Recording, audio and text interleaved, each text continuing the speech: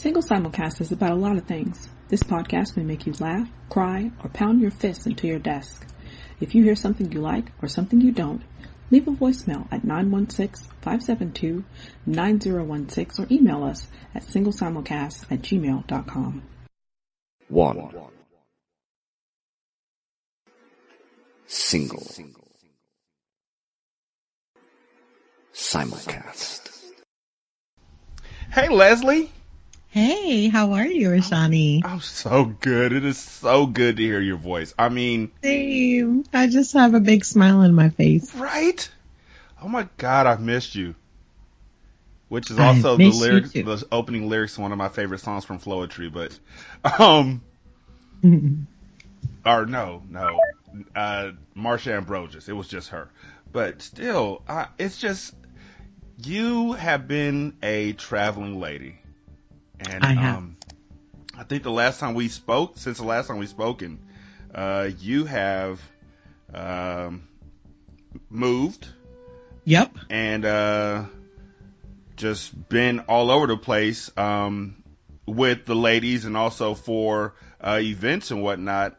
That speaking events, I believe. But that is dope. I've been on the road a lot. I'm so proud of you. It's true. Oh, thank you. I mean, I'm sure that I don't know what my pride is worth. I mean, to me, it carries me through the darkest nights, me and my ego. But I am. It's like there's a few people that I would literally wish would get the best stuff before I do, and you're on that small list. Oh, you're so sweet. You'll make me cry. No, don't cry. Don't cry. Not yet, at least. So, Shantae, a few things. Okay. First of things is that I've been drinking. Other thing is that the topic that Gerald had mentioned as a good idea for a topic, I would like to have that conversation today, and by saying I'd like to have that conversation, I'm not going to be involved in it because it's not my place and it's not my conversation. And the other thing is, yep, it's gone. But I got the most important thing out, which is the part about the conversation. But I was going to ask if that's okay with you. If it's not, then we have show notes, and we can go ahead and run the show notes.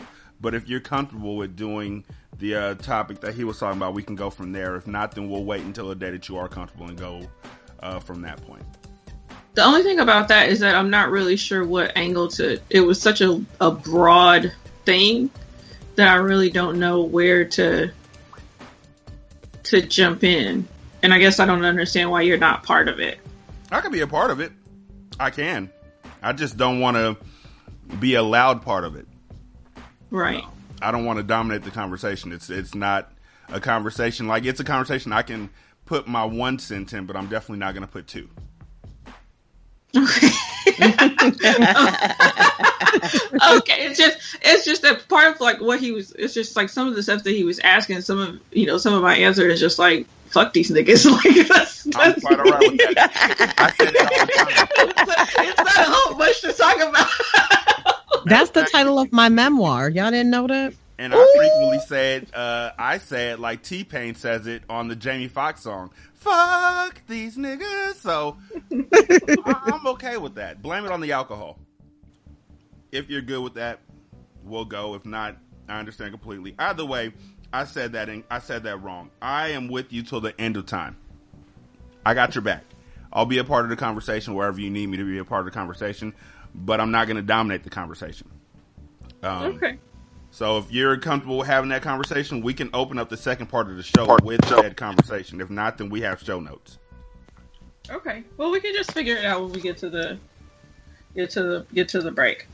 Hold on. Let me switch chairs. Okie dokie. Hi, Leslie. Hi. Stephanie's new to the podcast. She does the Mocha Minutes podcast. Oh, cool.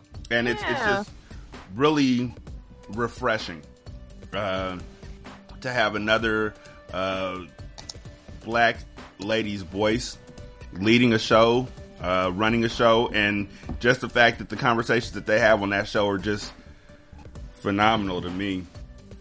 So she is also one of our monthly co-hosts. Her and Jeremy just drop in and drop out. And so this is her time to drop in. And it just happens to be on the time that you're here. Awesome. I'm lucky. Which I'm super excited about. I was like, oh, what? Leslie, it's always beautiful to know that you touch people's hearts that you don't even know that you're touching. I don't, and I always get so, it moves me. So it makes me feel happy and special. Thank you so much. Well, first of all, you are special. Secondly, we You need are. your happiness. So with that said, let me take my inebriated self. Not really. I've been sipping. I've been listening to a lot of Jay-Z and Beyonce today because I found out that Apple Music was going to give me a 3-month free trial. And I was like, most people say 7 days. Are you sure? And they were like, yeah, that's 3 how months. Apple Music is. Mm-hmm. It's 3 months. I was like, Which yeah, is I'll awesome. take that. I figured it was an error, but I will gladly take those 3 months because that'll get me almost through the summer. And then I'll decide if I like them or not.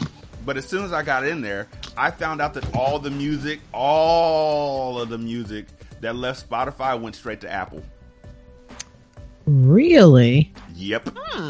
Interesting. So the first one, obviously, Jay-Z, all of his CDs and everything are on Apple Music. So I downloaded all of those immediately. And I've been listening to Jay-Z like all day long, banging my head to where him and MOP are on there together. It's been marvelous. It's been glorious. But smaller ones, smaller things. Guapole, who I love. I love her music. It's so soulful. Like, it was her and Jill Scott for a long time were my faves as far as neo soul. And she put out a second album after the Closer to My Dreams album that Spotify never picked up. Well, Apple Music has it. So music that I haven't been able to listen to on Spotify for a good 3 years, I listened to today from Guapole and doggone near wept. It was miraculous. It was the best. And then I Little wonder Brother. if I think they're on Tidal. Do you know, Rashani, if they're on Tidal? They are, but here's the thing about Tidal. They already know me. I can't get new free trials with them. I came into the club because when you got to get somebody else's login. I mean, that's what I need. Hey, y'all. That's what you need to do. So the thing is, when Prince first passed away, I immediately went to Tidal and because he had left Spotify at that point in time before he passed on, and moved exclusively to Tidal. So I moved to Tidal and downloaded all his stuff so I could have a Prince playlist. That's the only reason why I got on Tidal. Well, that and Lemonade. That is literally why I got on Tidal. That's just literally the same reason. I wrote a blog post about that. What was Tidal before Lemonade? Nobody cared about Tidal. Let's be clear. Right. Didn't give a at all. It's Prince and Lemonade. That's it. That's it. Tidal is literally the music site that Beyonce built. Pretty much. Because I did a whole podcast podcast called Purple Lemonade where I had a couple of my girlfriends come on and we just talked about Lemonade and we talked about Prince because that was right when Prince had passed away. And I only got Tidal to do that show. I literally was like, do I need Tidal? And I was like, well, do this show. I guess I need it. And that's how I got Tidal. See, everybody's got the same. Like, Beyonce put out this album and said, I'm not putting it anywhere else. And then Prince passed on and he was like, I'm not putting my shit on Spotify. And then I had it, and then Spotify was like, guess what, nigga? We saw you over there with that new nigga. We saw you over there with that new... We saw you. We saw you and him walking in the rain. So we figured out, and we got Prince again. So I was like, who got Prince? And by that time, I had seen Lemonade. And Lemonade was on HBO and on YouTube. And I was like, I don't need Lemonade. Nisha's got Lemonade. So I left for Spotify again. And now I want to go back, but I don't want to go back. Because I'm like, I don't. The thing is, if Apple Music didn't have any of Jay-Z's albums, I would have went back to Tidal. Because not having Jay-Z's music in my life, after like a year, I started like really wanting to hear some songs that I enjoyed and that I listened to from the age of like 21 on up. But it's on Apple Music and they're giving me 3 free months. So you can kiss my whole ass, Tidal. You might want to fix that. The whole thing. The whole ass. So, that happened today. Oh, before I go too far into this, Single Simulcast episode 289. Hi, I've been drinking. Shantae's here. I am grateful that she's here because I'm not gonna make it. We're also joined by our usual fourth co-host, Stephanie, from the Mocha Minutes podcast. And we are more than fortunate to be joined by, usually I say somebody who's big in the world of podcasting, but this is literally like one of my most esteemed friends, and somebody that I aspire to be like all the time. Her and her husband is just as wonderful. Yeah, I aspired. Yeah, don't tell him. No, I like him a lot. I just like, if you want to be a better person, there's people that you can see that'll make you think you can be a better person, and there's people who can actually show you the way to be a better person. And she is literally taking steps to show people how to be a better person. Like, everybody else walks the walk, or everybody else talks the talk, but she walks the walk. From the Interracial Jawn podcast, and co-owner of Safety Pinbox. We got Leslie Mack on with us, ladies and gentlemen. Leslie, first of all, thank you so much for joining us. Tell us something about yourself. Tell us something about your show. I mean, the people have heard you before on here. It's not like you're new to this. Yes. But I mean, my show is about as plain Jane as possible. It's called Interracial Jawn, and I do the podcast with my white husband, a very white guy on Twitter, and we really just talk about all sorts of stuff, our crazy lives and whatever's going on in the day. We have segments like Yes All Cops, where we talk about how terrible cops are, and we have a white people segment where we go through white people's shenanigans. We added a new recently, I don't know about if you had this problem, Rashani, but and anybody else here, if y'all have had this problem of deciding how you were going to cover Trump on your show, or if you were going to, and what that was going to be like we really had we had for the last years of the Obama presidency, we did this segment called Lame Duck Blackness, and we didn't really cover the Obamas, but we covered when they would do really black ass shit. And that was it. That was our little way of covering the White House, but not really being political, And so I really have been having the hardest time trying to figure out, because I don't want to spend the whole show every week railing against this ridiculousness that's going on. But I didn't want to ignore it because that just feels weird, because obviously we're talking about it in our regular lives. I mean, how can you not? So we came up with this segment called, I don't know if y'all know, but on the State of the Union, this most recent one, the tickets were printed, had a typo in them. And it said Yoon Yum with an M at the end of it. So we've been doing this segment called Yoon Yum or Onion, where I pull actual headlines about the Trump administration and then headlines from the Onion, and then Drew has to guess which one they are. I love you. It's been really funny. Gosh. He gets them wrong quite often because it's that ridiculous in these streets. You really don't know when it's not true or not. So yeah, but it's been, so we found that little sliver of comedy to pull out of the ridiculata. So that's really that segment's a good example of kind of how we try to cover things. We just have a good time. For me, it's a good outlet and it's fun and very unlike my day job. So it's great. Speaking of your day job, what is your day job? My day job. Yeah, my day job. So I'm an organizer, a national organizer. So I do anti-racism, anti-oppression work around the country. And then I am a co-founder and co-owner of Safety Pinbox, which is a subscription box service for white folks to teach them how to be better allies in the fight for Black liberation. And also, most importantly, the reason why Safety Pinbox exists is to actually funnel money from white people directly into the hands of Black women who are doing great work around the country. So that's my day job. Now, the thing that never stops amusing me is how much other white folks try and convince the white folks who are thinking about going to safety pin box, that it's a bad fucking idea. Like, that never stops amusing me in the darkest part of my soul when these white folks are like, they're just taking money from you for no reason.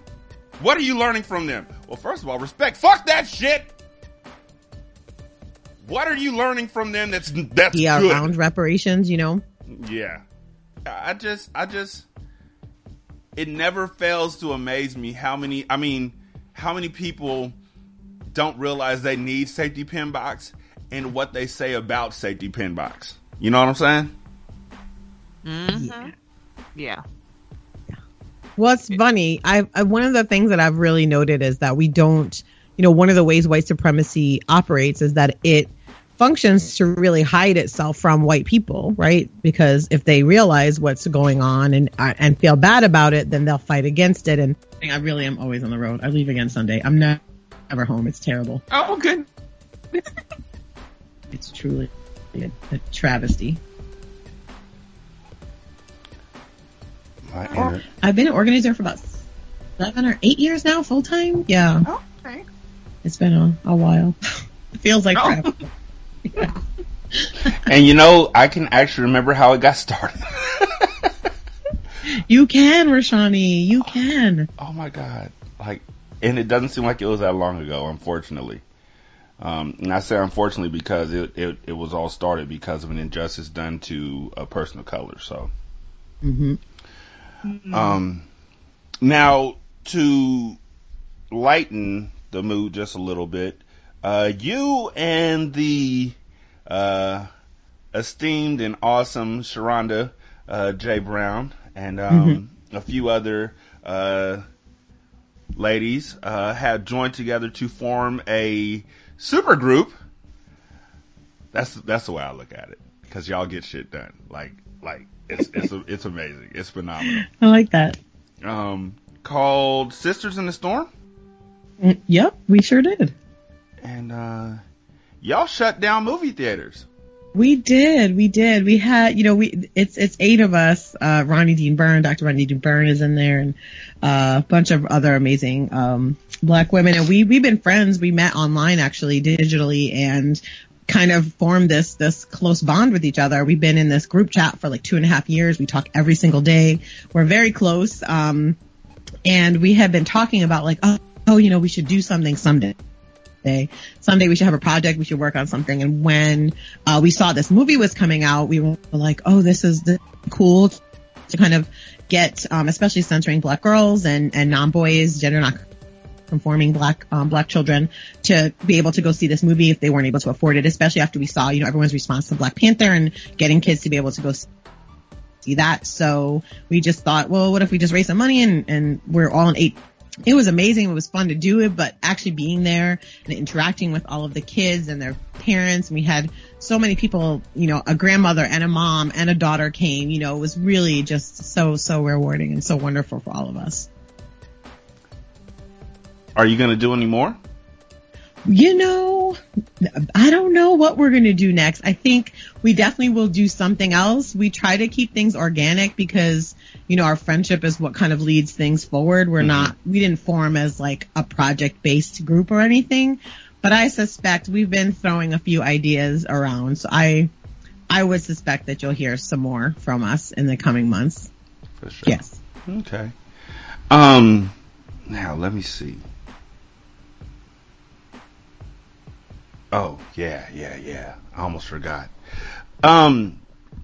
Before we go any further, I do want to say something that's going to be completely controversial to the folks who don't know me. And I just want to remind you again, I've been drinking. I'm going to need the folks at my job to stop asking me shit. Oh. Oh my God. And, like, this isn't a vague statement. Like, literally, just stop asking me anything, period. Like, just because I sit right next to my boss's office doesn't mean I'm his secretary. I don't know where he went. I don't know when he's going to be back. I don't know. I don't take messages. I don't take notes. I don't do none of that. It's not my job. I'm a fucking accountant. my name is on the fucking wall, so stop looking at me and pointing at me like you don't know my name. And just know, without a shadow of a doubt, I don't know yours, because you're not important. Whilst it's on my mind, my beloved wife Nisha, who's better than any of y'all motherfuckers who work in my office. First of all, I've been drinking, and way better, like head and shoulders above all y'all, but her tail. Head and shoulders above all the rest of y'all motherfuckers. What you're gonna stop wanting to do is stop asking me to tell her you said hi. And the thing is, for y'all who are listening to the show background, she used to work for the office I work for. Like, she worked there when I first started working there, because I transferred over there from the DMV. I got tired of working at the DMV, long story short. So I moved to where she was working at because I wanted to be close to my boo. And as soon as I got there, like 3 months later, she was gone again, because she's like soul to soul. She keeps on moving. I've been drinking. So, she's gone. The nigga been gone like 3 years now. Like, she ain't coming back. And so all of these people who knew her when she worked there come up to me and ask me to tell her they said hi. Now, here's the problem with it. First of all, they don't even know my name. They're like, hey, Nisha's husband. Pregnant pause. Hey, you. And the teeth click too. Hey, Nisha's husband. Oh. Tell her we said hi. And they just scoot off. They scamper off to the next cubicle or whatever. I don't know you. I mean, it's on some Mariah Carey, I don't know her type shit, except I really mean it. I don't know you. Like, I look at them and my eyes kind of register, but let's keep it 100. Other than Rachel and some of the other white folks, and I'm not talking about Dolezal, I'm talking about Smith. Other than Rachel and some of the other white folks that I know, all y'all motherfuckers look just alike. So I'm registering, trying to figure out, where do I know this old white woman from? Is it from the break room? Did I go to training with her? Wait, is her name Janice? It's something that starts with a J. No, I'm thinking that because Nisha's name starts with a J. I don't know this white woman, and by that time they're like, tell her I said hello. Two things. One, she's not going to remember who the fuck you are. I'm just saying, she's a really nice person, but why the fuck would she remember you? And I'm not a nice person, and I just want you to know that. Why the fuck would she remember you? Like, seriously, like, you probably came in and dropped some papers off to her and complained about how Desperate Housewives didn't do what you wanted them to do one week, and she listened to you while rolling her eyes, because that's what we do when you talk to us. We just kind of bear it and then text to each other about what the fuck was they talking about, and well, I don't know. And then the second reason is, isn't it kind of like not a good idea for me to say somebody at my job, and this is literally what I say when I tried it once, and I was like, it was so embarrassing I stopped. Hey, boo, somebody at my job told me to tell you hi. And she said, ooh, who?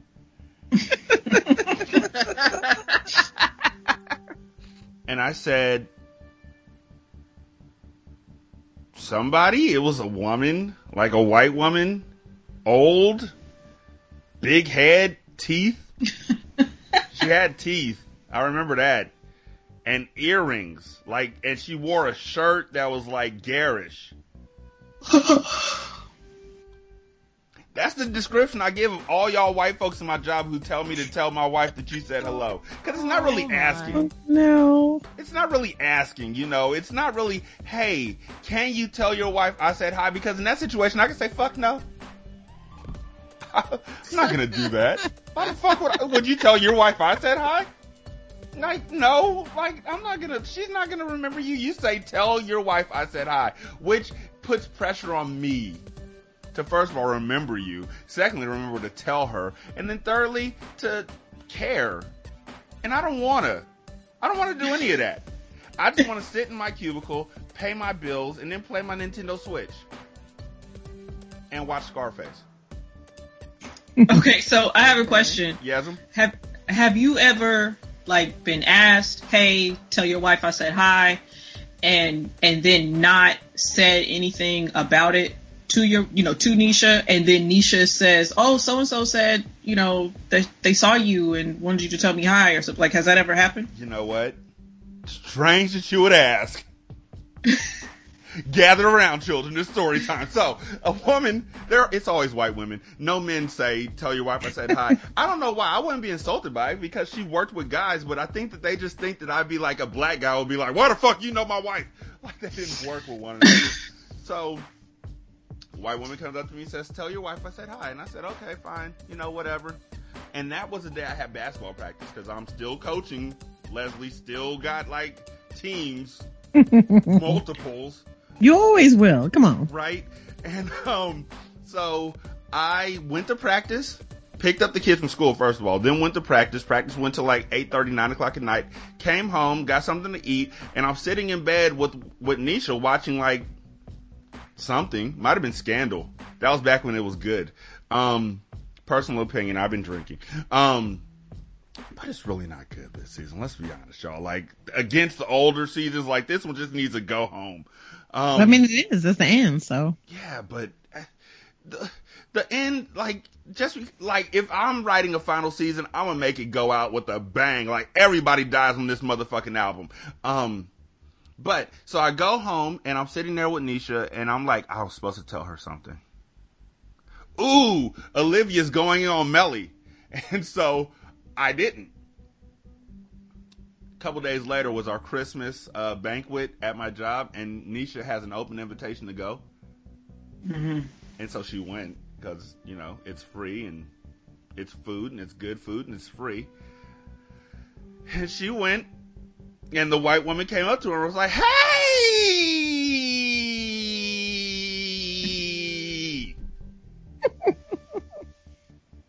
Like that, literally. That's a direct quote. That whole thing. And Nisha was like, "Hi." First of all, when somebody does that, when you give a whole, "Hey!" and they turn around, the recipient turns around and says, "Hi." Or, "Hello." Just move on. Just keep it pushing. That relationship is no longer there anymore, and you should just save yourself the stress.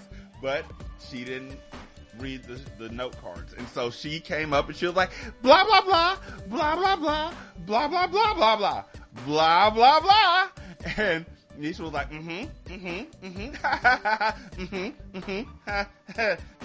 I told them before I left. And the woman was like, "So, did your husband tell you?" And Nisha was like, "Tell me what?" And she was like, "Tell you I said hi." Which, honestly, let's be honest. Come on, for real. That's kind of presumptive. Like, you're important enough in our family that I'm going to come home and tell her that you said hi. Like, that, you're really thinking highly of yourself right there, and you should stop. But Nisha, being the wonderful person that she is and just honest to a fault, was like, "Nope. He didn't tell me. Derek, why didn't you tell me that they said hi?" And I was like, I got to go to the bathroom. So I left and went to the bathroom. When I came back, they were no longer talking to each other. And Nisha was like, "Why didn't you tell me that she said hi?" And I was like, "I didn't know her name." Like, that's the number one thing that's going to stop me. If you want me to tell my wife you said hi, introduce yourself. And if you think you've introduced yourself before, I just heard the perfect way to deal with this by listening to Jay-Z all day on Apple Music. Just walk to me and say, "Allow me to reintroduce myself. My name is Janice."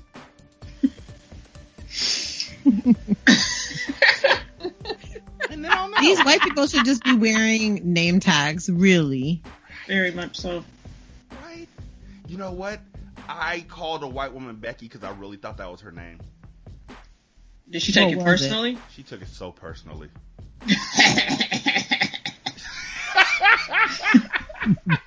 That was a sinister ass laugh. So personally. Like, my name's not Becky. Like, she just knew. Like, she had been thumbing through somewhere and just realized Becky was, my name is, how don't fucking remember what her name was. Honestly, she wasn't important to me either. It was just something that started with a B. And so I just went for it. Might have been Beatrice for all I know. Fuck it. You're all Becky. Like, Becky. So yeah, long story short, don't ask me to ask my wife to tell you don't ask me to tell my wife you said hi. It's not going to end up well. The only way I'm going to tell my wife that somebody said hi is if they're family members. The pastor, oh, nigga, you got to tell him that the pastor said hi. Oh, dog, nigga. There is nothing quite like, I've been drinking. That's why the nigga was so deep. But nigga, there is nothing quite like hearing your name in the midst of a sermon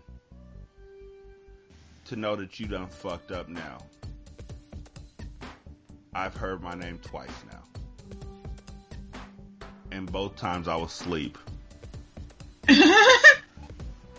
And so I had to wake up real quick to hear why my name was in somebody's mouth. And it was in the pastor's mouth, and I was like, I'll take that one. I will take that one and walk it out gladly. But if you're not the pastor or my mama or my grandma or somebody in the family or a really close friend, I'm going to tell my wife. And you should know that. Because I'm quite sure other people ask you to tell your husband or your wife that they said hi. And you don't do it. So why do you think you're important? Let me be complete. Keep it 100. Keep it 150. Shantae, somebody walks up to you and says, hey, tell your husband I said hi. Do you do it? Yeah, nobody really comes up to me and says it. There's only one person who could say it, and it is his former roommate's mother. So she's somebody who I probably would say it. But other than that, nobody really knows nobody knows it. Nobody knows that I am my husband's wife as far as like that. Like, I don't socialize with people in this particular city like that they would know him. Like, they see him, like he might go to Walmart or go around and, because this is where he went to high school, so they might see him. They know exactly who he is. They don't necessarily know who I am because he doesn't really fuck with a lot of them like that, as far as like on Facebook and all the different kind of stuff. Like, they know him, he don't fuck with them. So whatever. Secret lovers. Yeah, it's not even a secret. It ain't a secret. You are. I don't know the rest of the words, and I've been listening to a lot of 80s music over the past couple of days. And so that popped into my mind. Leslie, if somebody came up to you and said, hey, you, tell your husband I said hi. I mean, context is important. I think, yeah, I don't know. I mean, I haven't had it happen. I'm sure, I wish he was here because he probably has had it happen to him. In fact, I think he was telling me about that happening to him we're Unitarian Universalists, and so we are pretty involved in our faith, and they have like a big convention every year. Mm-hmm. So last year's convention, I went to do some prep work, and then I had to leave to go to my niece's graduation, and then I had to go to a speaking engagement. So he was there without me for the first time. And he said people would just come up to him and just start talking to him, but really talking to him about me. And he said it was really weird. None of them knew who he really was, but they just knew he was my husband. And so I think, I don't know, I just feel like, do they really want to say hi to your wife though? That's my question, really. Because if they really wanted to say hi to her, wouldn't they be in touch with her? I mean, right. It's a pretty lame way of keeping in touch with somebody, like whenever you happen to see their spouse whose name you don't know. That's all I'm saying. I don't know. They don't seem very committed to it. Right. So yeah. Right. Like, she sent her email address out to the people she wanted to keep in contact with. Do you know her email address? No. Well. Stephanie, have you ever had this situation occur to you? Where folks are like, tell so-and-so I said hi? Not really. No. I don't have a husband. You know who I feel like this would happen with me with, and it's obviously not a spouse, but I feel like it would be somebody who knew my mother. Mm-hmm. Like, they know my mom, they know me, but I don't know who the fuck they are. So it's like, tell your mom I said hi, and I'm just like, okay, cool. Yeah, bye. You know, if you like, bye, somebody came, you know, somebody saw me someplace, whatever, they was asking about you, blah, blah, blah. It's like, I don't even know who they are. They might be my cousin. And I don't even know, for real. You know, it's just like somebody who saw me and, you know, they know me.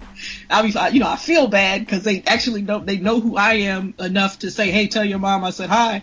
And it's just like, yeah, okay, cool. Same niggas who come up to you and be like, I knew you when you was like 6. Do you remember me? No, nigga, I was 6. For real. Like, come on, man. Don't do that. Come on. Looking me up and down.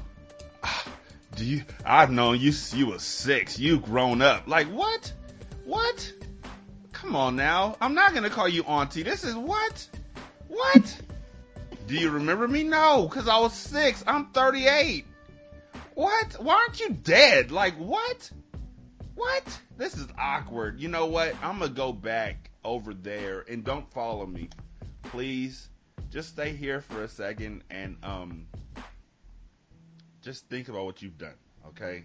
It's awkward now. The whole room, the whole atmosphere is just different. It's different. Air's been sucked out. Hold your breath so you don't die. It's just different in here. I'm going to go get a tiki punch from out the cooler. Don't follow me there either. Remember you when I was 6. That's some bullshit. So, there was a woman, and I never really know how to preface these. Like, when I was first doing this show, when we were first doing this show, I used to laugh a lot more at stories like this, but now it's just like, you know what? Let's go. Authorities say that a Florida woman is blaming a windy day for the cocaine the police found in her purse. WPLG reported that Kenesha Posey was one of 2 passengers in the car stopped by Fort Pierce police in late March. Police said that an officer smelled marijuana and that after searching the car, cocaine and marijuana in separate bags were found inside of a purse that Posey had on her lap. First of all, how the fuck do you say I smell marijuana? And it's in a bag. Fuck you, cops.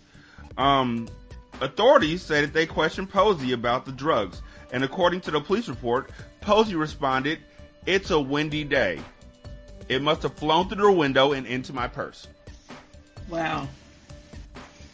Wow. I'm just imagining, like, you know, in Forrest Gump, you know, the feather that's floating and everything. That's what the fuck I got in my mind right now. Like, it's just weed just floating into her shit and just lands, you know, gently in her purse. Like, that's my visual right now. Oh my gosh. I saw Mary Poppins. That's what I pictured in my head. Just like if Mary Poppins could fly through on an umbrella, anything's possible. Well, it is a spoonful of sugar, so. And this is cocaine, so they both float. It'll probably work though. That's the really scary part. Because you know her innocence is assumed, so it's kind of like they're looking for any reason to believe her. Like, oh yeah, it was windy that day. It was. She'll probably have like a meteorologist come on or some shit. It'll be ridiculous. Chuck, what's your opinion? I'm not the meteorologist. I do sports. But she was charged with felony count of cocaine possession and a misdemeanor count of marijuana possession, and it wasn't immediately known that she has a lawyer. The thing is, that gets me is, nigga, I said whatever I could too. We have a tendency to die when police are around us. And if I go to a place where it's all police, I'm just not wanting to do that. So I'll say whatever it takes to get out of it. You know what? It's medicinal.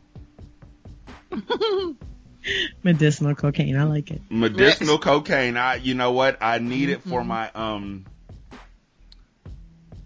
I got rheumatoid arthritis. And cocaine, I know I don't take listen to me, listen, your name is really Linda? Wow, that's crazy. Listen, Linda. Listen. So, I take the cocaine, and I mix it with some Epsom salt. And I pour a little bit of club soda into it, and mix it up to make a paste. And I rub the paste on the places where the arthritis is affecting me the most. It heals it right away. No questions. So I'm holistic. Yes. Whatever. Yes. Like, who told me about it? Or I found them on Craigslist. They said their name was Little G Pound. No, that one doesn't work for you. Okay, cool. I saw the witch doctor, and they told me what to do. They spoke in a language that you may not understand, but I speak it fluently. They said ooh ee ooh ah ah. That song is racist as fuck. Oh my god, mind blown.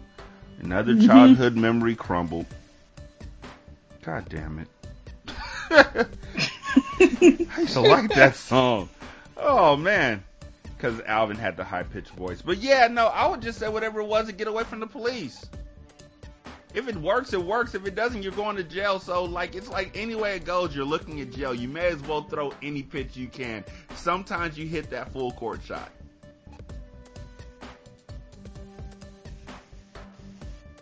Right? What do you got to lose?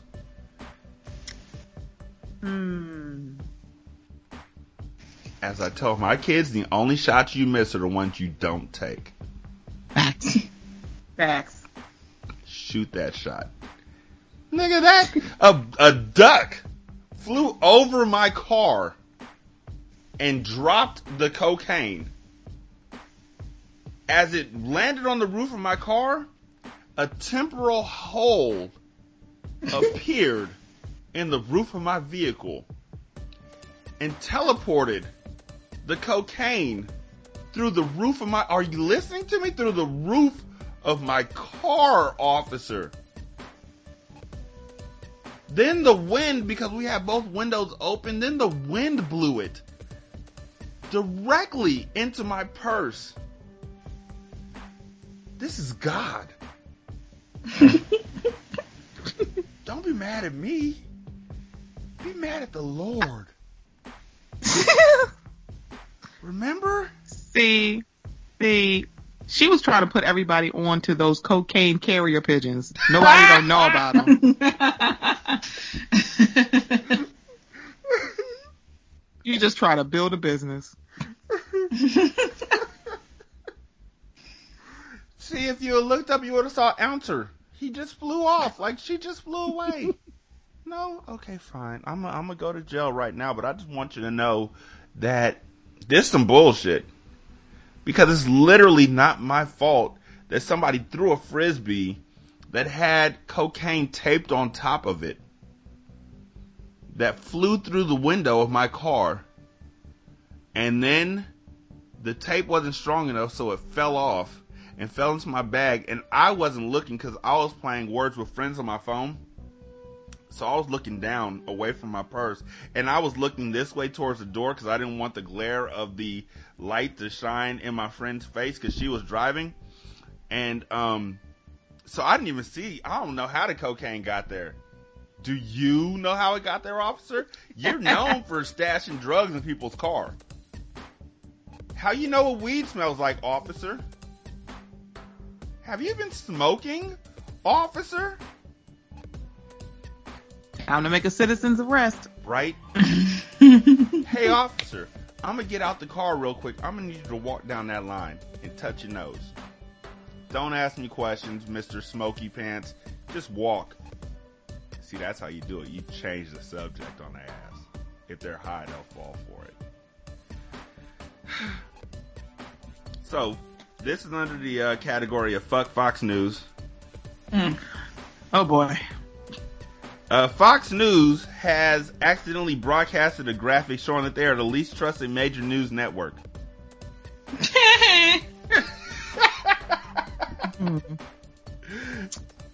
The broadcaster displayed the Monmouth University poll results during its Tight Shot show on Sunday, with less than a third of Americans trusting it more than President Trump.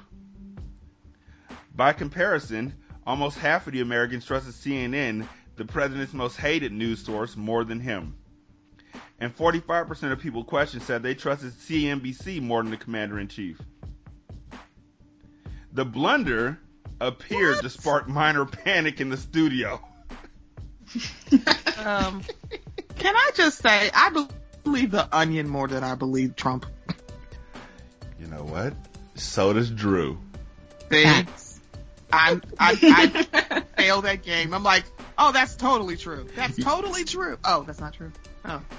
Yeah, if you put that out live like Rod and Karen do with Guess the Race, niggas would be fucked. They'd be like, wait, can I use a lifeline? Can I go online real quick and just check? Because both of those things sound like something Trump would do. Like, spell the alphabet wrong? Yeah, that sounds like a Trump thing. The blunder appeared to spark minor panic in the studio, with presenter Howard Kurtz saying, "That's not the graphic we're looking for. Hold off. Take that down, please." He had been expecting to see statistics showing that over 3/4 of the public thought that the media reports fake news regularly or occasionally. The Rupert Murdoch-owned network is famous for its white wing stance and support for President Trump. And he has returned the favor, regularly tweeting his respect for the network and hailing its commentators' insights while denouncing other points made by rivals. However, Kurtz later claimed it had always been his plan to share the graphic with viewers, and said that it had only been broadcast too early. Right, so it got shown.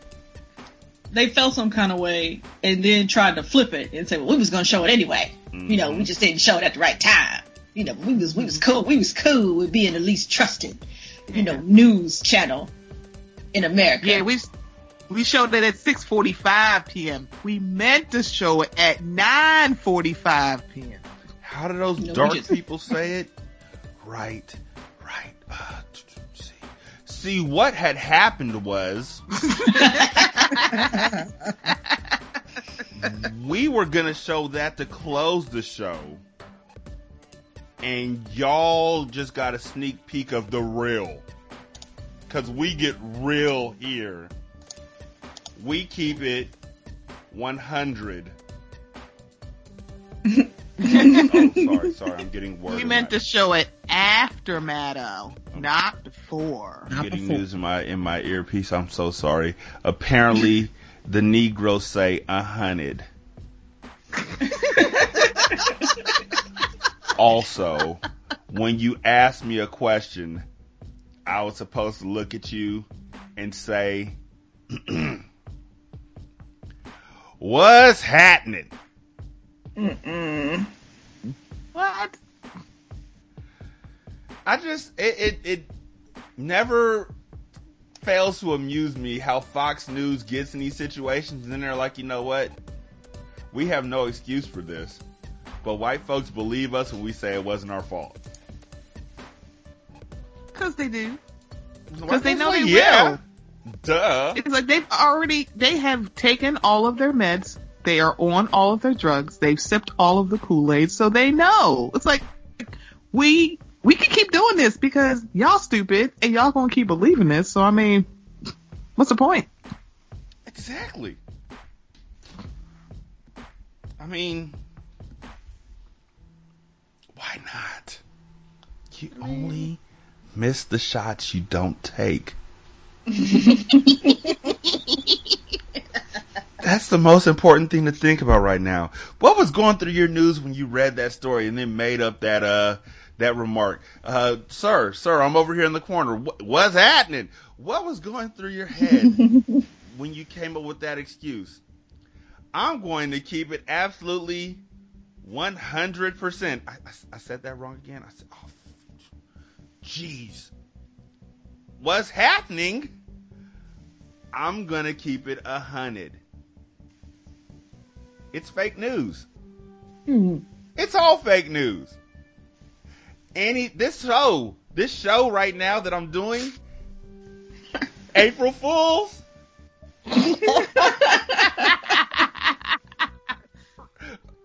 Right? So what we're doing, we're supposed to put this fake news that you just saw that said that we're horrible. We're supposed to put this out, 9 days ago. But then, how do I say it? How do I say it? Okay, got it. Okay, thank you. But then, Shonda's little brother, Ray Ray, had a baby with Patrice. And so we all went to celebrate that they had a baby. And the baby is so cute, just adorable. And so we decided to post date April Fool's Day to now. Because to be completely honest with you, on Fox News, every day is April Fool's Day. Next question.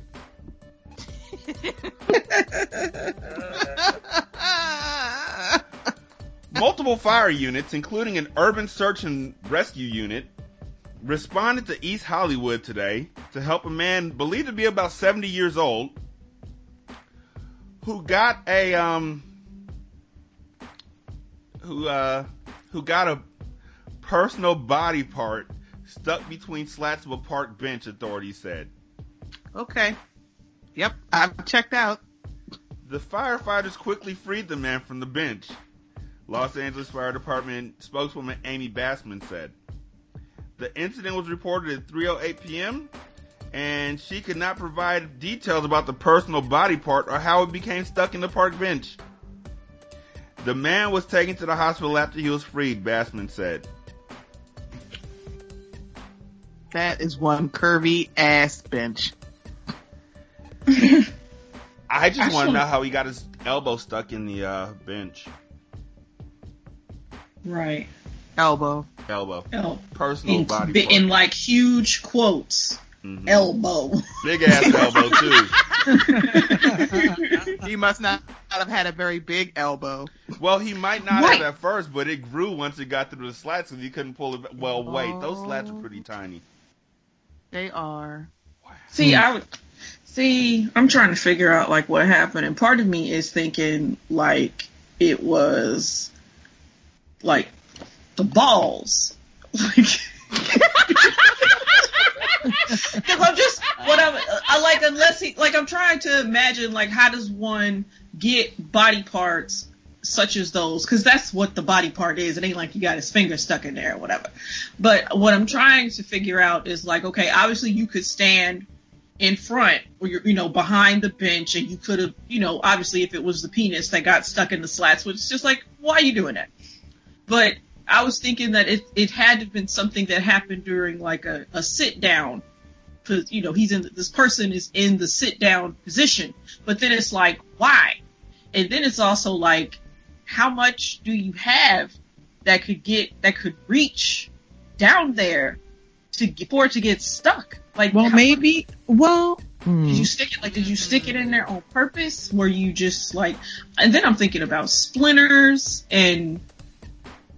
Just this is all going. This is not going where I want it to go. This is terrible. That's what he said.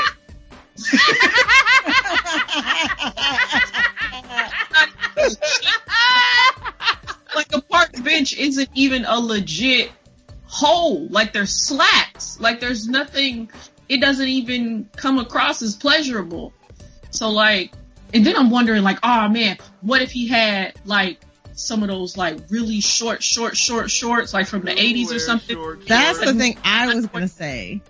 Right. Because it's California, probably was pretty hot. And look, he's 70, and dudes get older, things get a little loosey goosey down there. So it was the balls. It was. Maybe that is why maybe the balls got stuck. Yeah. Because he had those. Easy access shorts, and it just kind of flew out. Mm-hmm. I'm just saying, ladies, you only miss the shots you don't take. So, maybe. Oh, wait. Maybe he was heading to a date, and he bought some new lube, and so he wanted to test the lube to make sure it was fine, and he decided to test it on the bench because that was like the tightest hole he saw. I believe that the reason why he was stuck so long is because a lot of people who heard his screams thought that he was cussing the bench out. Warning, the following part will have rough language. I feel like they heard him screaming out punk bitch when he was saying park bench! Park bench! My dick is stuck in this park bench! And everybody else is like, we're not gonna look. We're not gonna look. All people making love. Don't look. Hide your eyes. You'll melt. And he was like, please help me escape this park bench. I've been fighting with this park bench for like an hour. Maybe he was shaking his fist in the air. Back. He was shaking his fist in the air, and people are like, oh, that's another crazy old white man. We're just gonna keep walking. And by the way, because I'm nosy as shit, I clicked on the map. Because there's a map that shows the area he was at. Oh, no. There's no fucking park. What? There's a bus stop. What? Yo. What? Where's the Weibo gift? He was fucking the bus stop bench. My nigga. Why?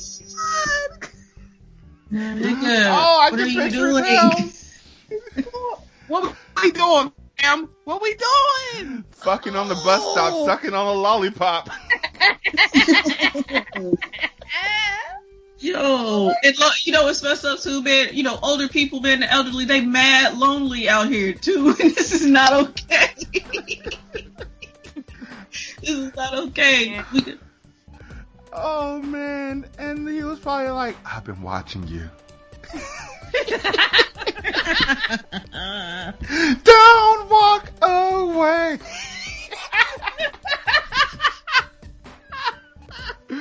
Oh man.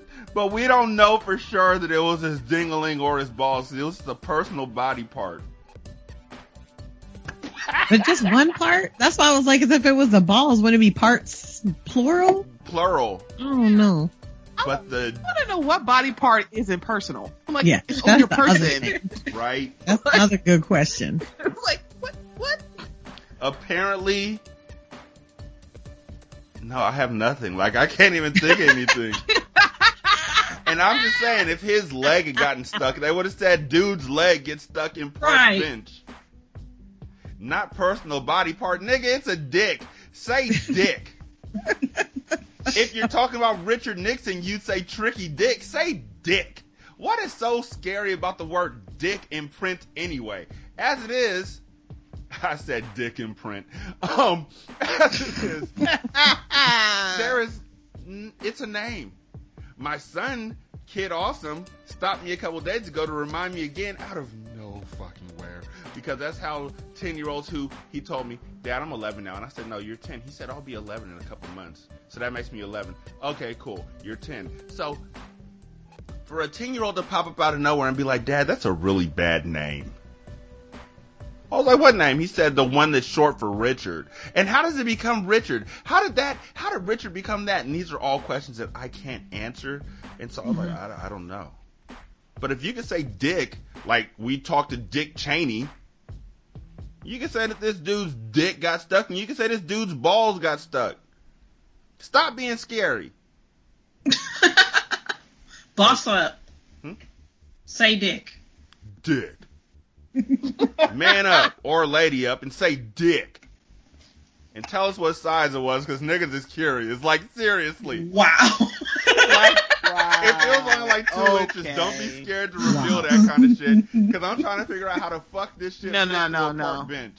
Like, did he have to turn sideways? Did he have to make some movements? Did he have to rotate his hips? Did he have to put his back into it? Like, how do you get your... I've seen a park bench. I'm not doing that. Even when I'm 70. Like, do we regress? These are questions I never ask old men. Like, do you get smaller as you get older? Like, do you go backwards? Like, I know old folks shrink, but do you shrink? Like, I need to know these things so I know whether or not to take myself the fuck out. Yo, man, like, what if it wasn't like an actual, like, what if it was a bench, but a bench where the backs and the bottom is solid, but then there's that gap right where your butt is? And and like, it's an old dude, so Leslie said, stuff, kind of, it sags, it is what it is. And he sat on his shit, and his shit slid back there, and he got stuck. That's how he got stuck. Like, it got stuck in that, like, back slat of the bench. Horrible. Not in the middle or whatever, like a slat thing, but just like a back one. He got caught up. I would howl like a hit dog. I swear to God. You'd hear me. Yeah! Like, he just sat down and his balls, like, slipped in there, like, shoop, and then they couldn't get back out. Baby, I wanna shoot. But, seriously, two things. One, sitting on your balls is literally the most painful thing that can happen to a guy. Getting kicked, maybe just a little bit below it, because sitting on your balls, you do it to yourself. So it's just like, why? How dare you? And then for you to sit on your balls and then get it stuck in a slat, like, I just believe that the balls are sensitive, and just to have those stuck in there, he would have died. He's 70. His heart isn't that strong anymore. And he would have probably tried to pull it out and it would have gotten stuck again. He would have fainted the fuck out and died. And started calling out like Dom in Gears of War. Dom, help me, I'm bleeding out. So, these things.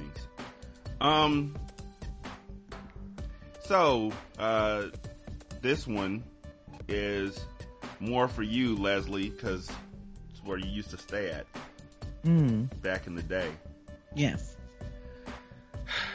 A northern Michigan resident had an unwanted encounter with an 8-legged intruder earlier this month. And their solution was to call the police. According to the police department, officers were dispatched to a home in Michigan after a resident calling 911 asking for assistance in killing a spider on Thursday, May the 5th.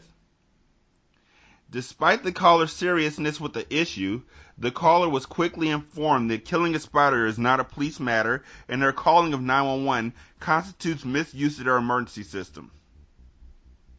According to police, the caller was informed that further misuse could lead to arrest, an offense that could lead to jail time or a hefty fine depending on the severity of the situation. And as for the spider, well, the arachnid was gone upon officers' arrival. So I'm going to tell you two things. Oh, go for it.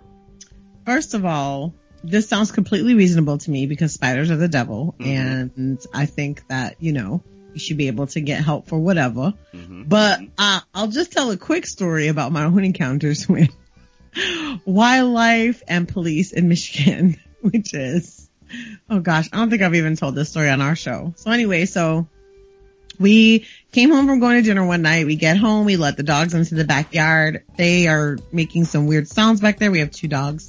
And our younger dog, Bailey, is a bit of a killer. She's killed all sorts of animals. She's really ridiculous. And she, unbeknownst to us, had literally cornered a skunk in the backyard, which subsequently sprayed her, and she happened to catch it right next to our air conditioning, unit. And so it sprayed the air conditioning unit. We're in the house, have no idea that happened. We open the door, they come running in, and I realize immediately they've been sprayed. I'm like, get them out of the house. But then the air conditioning kicks on and all of this skunk spray comes pouring into the house. Now, I have smelled a skunk when it's been hit or it's been, that kind of thing. There's a smell that it has. This smell was nothing like that smell. This smell was I almost threw up. And then I started being whoa, maybe it wasn't a skunk. Maybe there's a gas leak. That's how strong the smell was. So we ended up calling the police. Actually, we called the fire department to see if they could come over and just make sure that nothing was wrong. And we actually went and spent the night at my best friend's house who lived nearby because we couldn't even sleep in the house. And as we're going we're waiting in the car for whoever to show up, and the police pull up, they roll the window down, they go, yeah, that's a skunk. They didn't even get out of the car because the smell was so obvious. So yeah, apparently it's a problem in Michigan, just people calling for things that have nothing to do with anything like that. But as Aaron Rand Freeman said on the episode a while back, and since I said that, be sure to check them out on Unreasonable Fridays. Check out Bacon on ADD Space and check out the J-Lo on the Cunningcast podcast. Dasha Mitchell is also on Unreasonable Fridays. I have to do that. Sorry. These are things that cops should be doing. I agree. These are cop items. When you're a cop, you shouldn't be out there killing us. Instead, your day should be so empty that you're literally helping cats get out of trees and figuring out what the fuck is that smell. Figuring it out. 911 non-emergency. How can I be of assistance? What the fuck is that smell? What the fuck is that smell? Please tell me. We're gonna send somebody out, ma'am. Please help me. It smells like whole ass in here. I can't breathe. I can't even breathe in here. And that's a cop's job, like to show up and take a sniff and just keep it pushing. Call Even them more? back and tell them it was a skunk. The officer said there was a skunk outside your house. They went to the local store down the block because your shit stinks. Okay. I wouldn't even be mad about a cop cussing. Like, I would, if a cop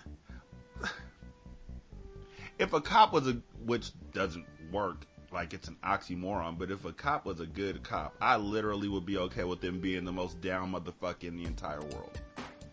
I wouldn't be good with them saying nigga if they're white or anything, but if they just talked to me like I said, yo, what's going on, sir? And they were like, what's happening?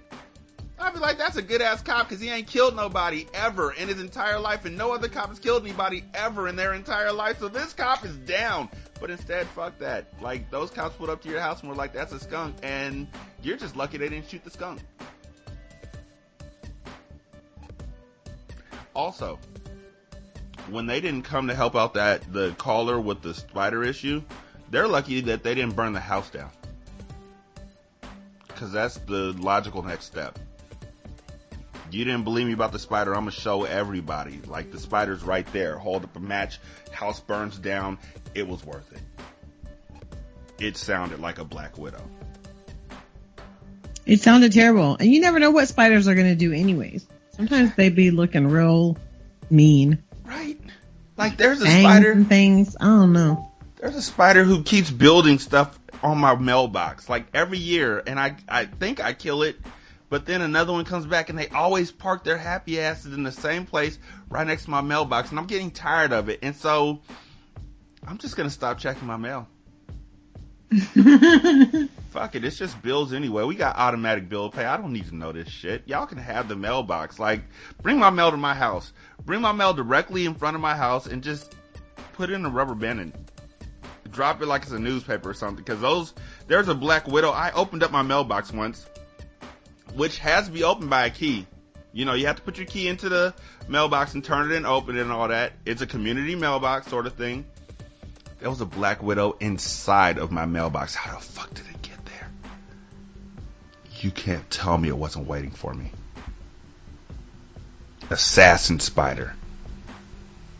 Yeah, that's stressful. Like, kind of, like, bugs and shit be outside, they get into all kinds of different places. But yeah, I probably wouldn't check the mail anymore after seeing a black widow in my mailbox. I would just be like, you know what? You're just going to have to, whoever it is, whatever it is, you're just going to have to keep that. It's yours. See, I know I wasn't tripping.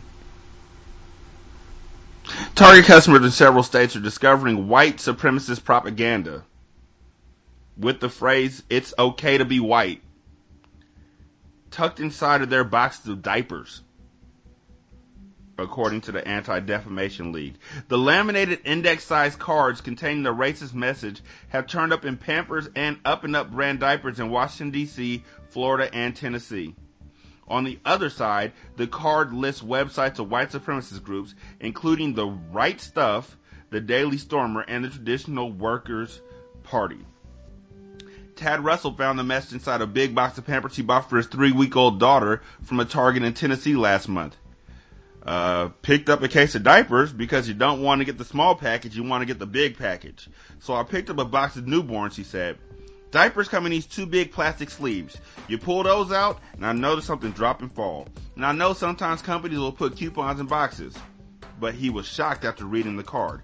It said, it's okay to be white. And I looked on the back, and it was just 5 or 6 accounts that I recognized the language was used from the Charlottesville incident late last year, he added.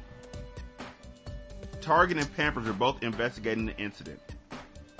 Target apologized, even though they don't hire black folks and are currently being sued for a gang of fuck shit that they did to people of color. They apologized for the racist stuff showing up in these Target purchases. We're working to urgently address this matter and are actively investigating this with our security teams. The slogan has long been affiliated with the white supremacist movement, which was used on flyers since 2005. And Ku Klux Klan groups have also used the hashtag on Twitter since 2012. I just want to say, Huggies is missing an opportunity right now. Big time. Like, why do we think of this? Huggies should be on Twitter like, we don't fuck with racists, and they know this, so they don't put their stuff in our box or something.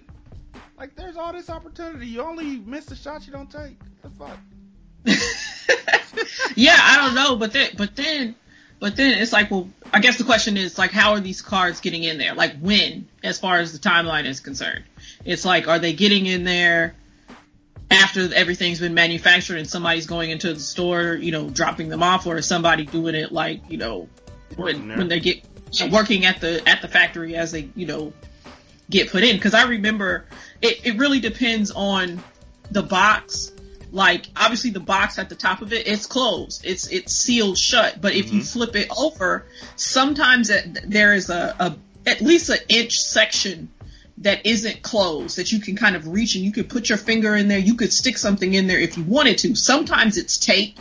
Sometimes it's not. So it's kind of a question. And then there's also the handle part where you have to grab it. If it is a big box, you can stick your finger, you can poke that real easy and slide something inside. So somebody could be doing it after. But yeah, I don't know. Maybe y'all are right. Huggies could be out there trying to, capitalize. Like, hey, we got it going on. I'm just saying, it's an opportunity. They should have learned from Pizza Hut. Right? Pizza Hut went on the attack immediately. Mm-hmm. And not only that, Pizza Hut was like, yeah, hey, steal your man, and went and took the NFL from Papa John's, like, completely. Huggies could corner the Target market, like, boom. Doesn't Target make its own diapers? Don't they have Target brand diapers too? Yeah, they do. I haven't had a baby in so long. I'm sure they do, because Walmart sure they do. does. I think a lot of them have their own. But ain't nobody fucking with Target Pampers. Somebody is. Somebody is. For one, there's a good chance that whoever is making somebody else's brand name diaper, they probably making a Target diaper too. So, or whatever, the store brand diaper. I'm just saying, for newborns, 9 times out of 10, you get like 3 months worth of newborn diapers from baby showers. Newborn's only going to be in the swaddlers for like 3 weeks to a month. And then you got all these diapers that you're using to clean up juice and shit.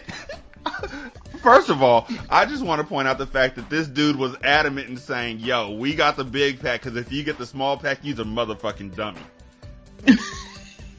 This is my first baby, and all they do is shit. Like, let me tell you something about shit. I haven't slept in 3 weeks. This person is obviously active in their child's life, unlike Tristan Thompson. Ooh-wee. Wow. Too spicy for the pepper. Spicy. No shout outs to that guy. Like, since it was brought up and all. Good old Tristan. Look, the Kardashians, they know how to keep a storyline, okay? I'm just saying. Chloe needed a new storyline. The baby just wasn't enough.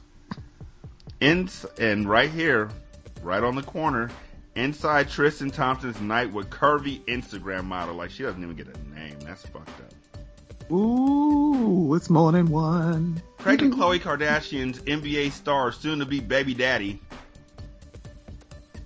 Tristan Thompson, took a mystery model back to his Manhattan hotel on Saturday, whose sources She ain't say, no mystery. Let me just say that.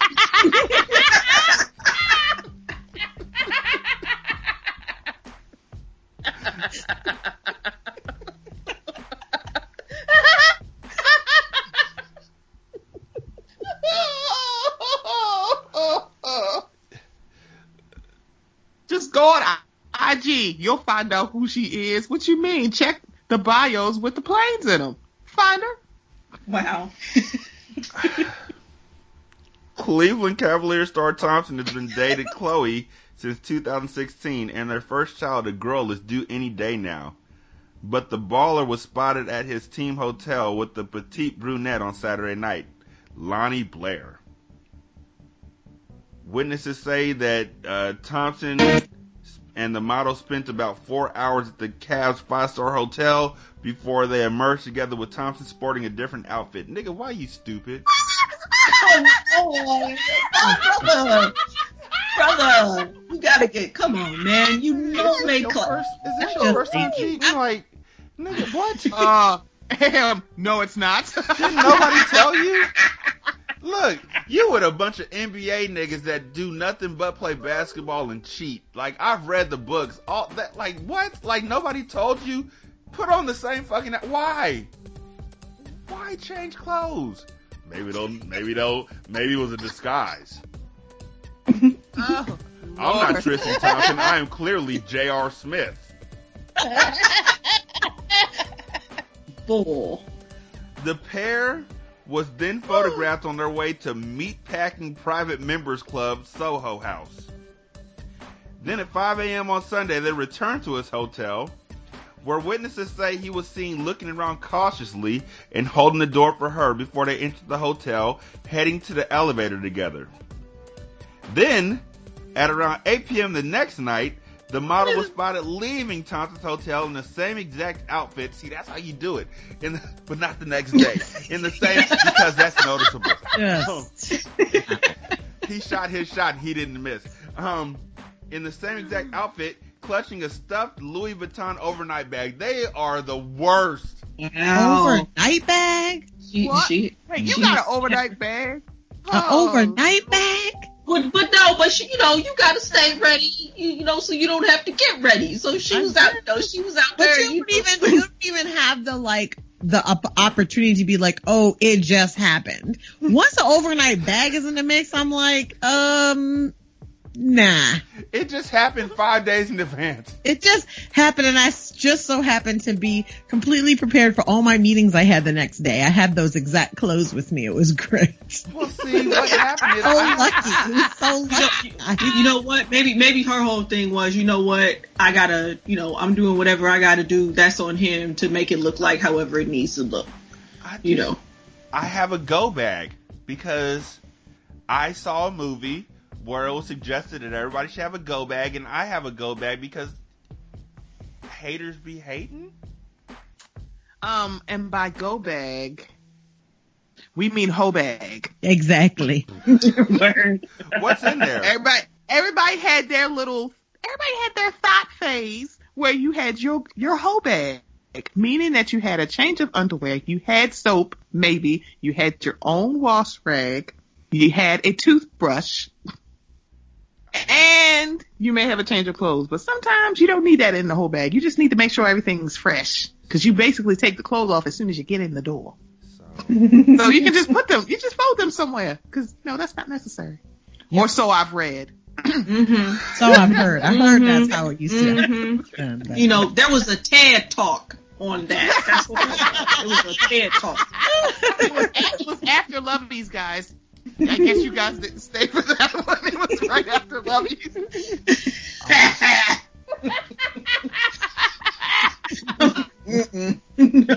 I wouldn't have stayed for that one.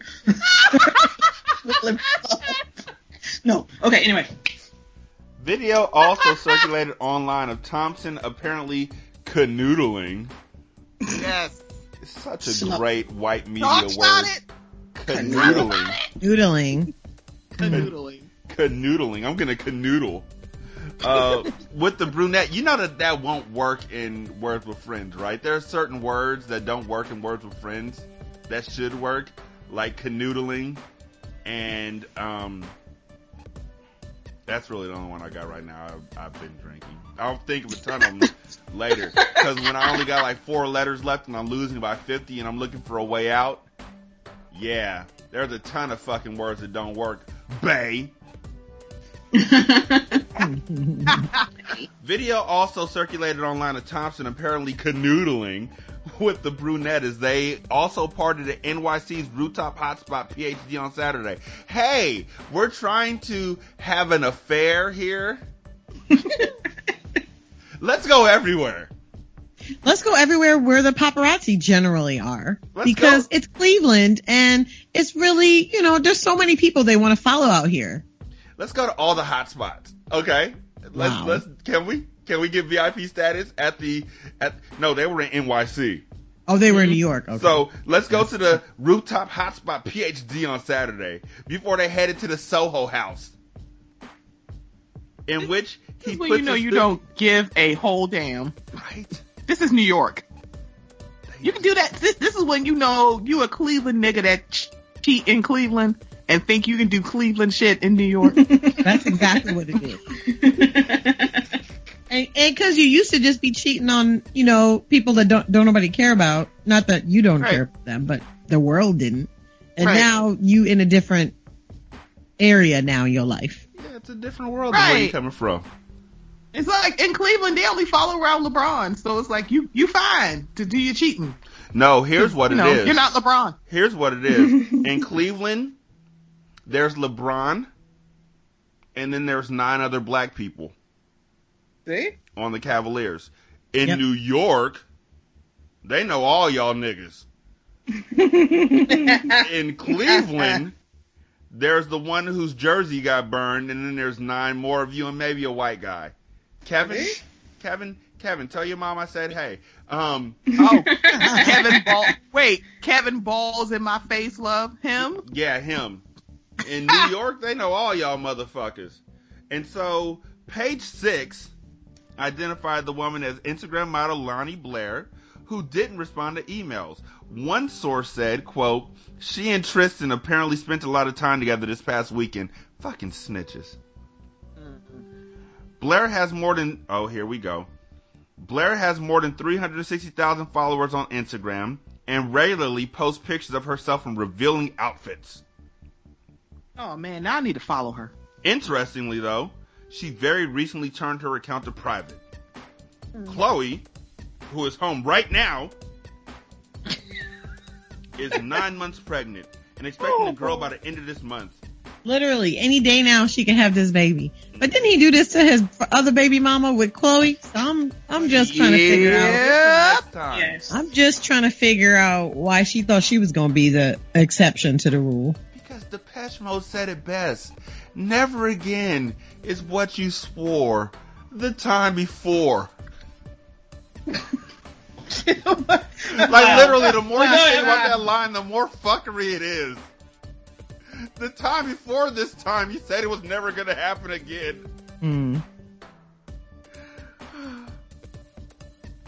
A rep for the Cavaliers who played the Knicks in NYC on Monday also didn't get back to us. However, Chloe's latest Instagram posted on Monday. I bet that that PR person for the Cavs are like, "Fuck you, Tristan." Wait a minute. Why is your job talking about your dick? Because what is going on their here? job is that's their whole protect the dick. We must protect this house.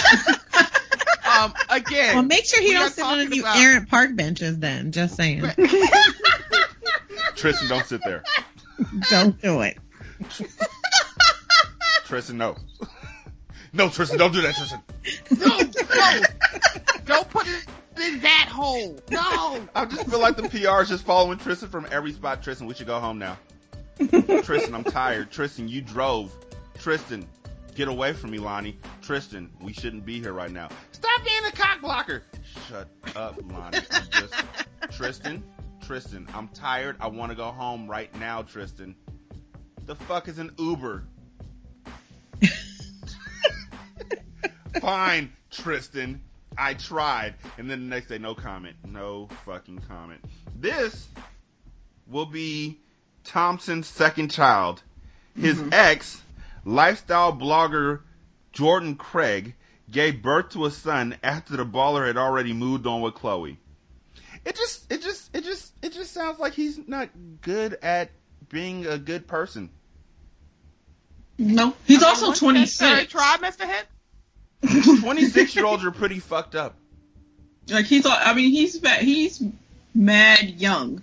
Yeah. You know, as far as it's just. I'm not gonna give him a million excuses, but 26-year-old guys, I did some pretty fucked up shit. Like once, I didn't put the roll back onto the toilet paper.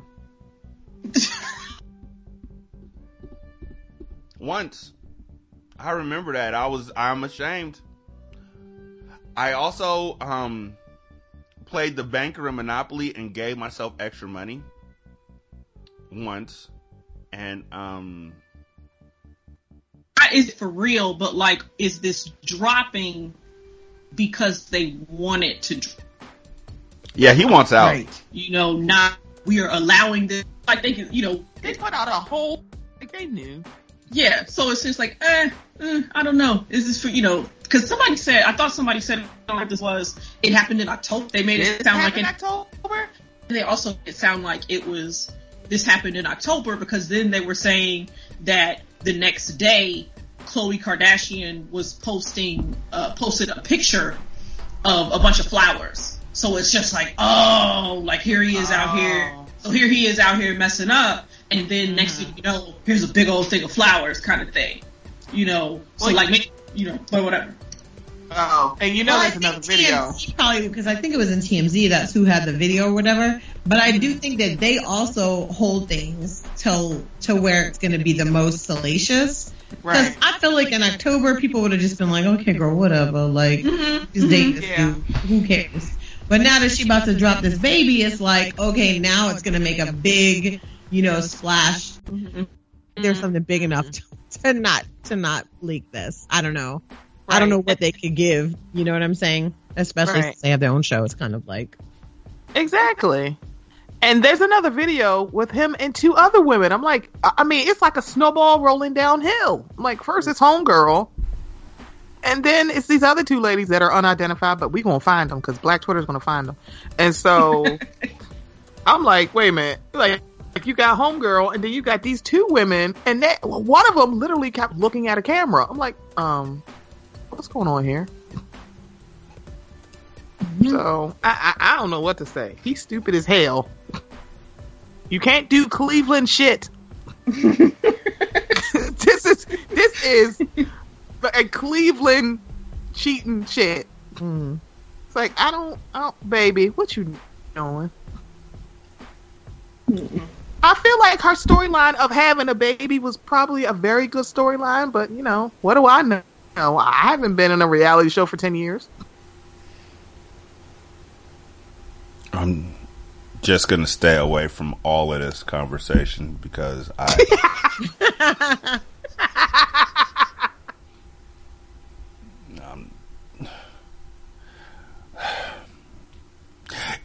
can't. I gotta. Okay, so look, if your dude cheats on you with the person that he's with before you, chances are he's going to cheat on you with the next person. I'm just...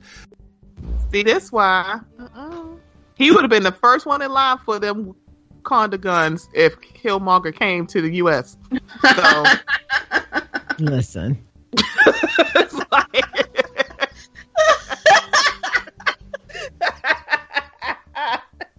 He went first in line, okay? Him and Tariq, but see, Tariq would have been like the live entertainment. Him and his band would have came out, and we'd have been like, well, I mean, that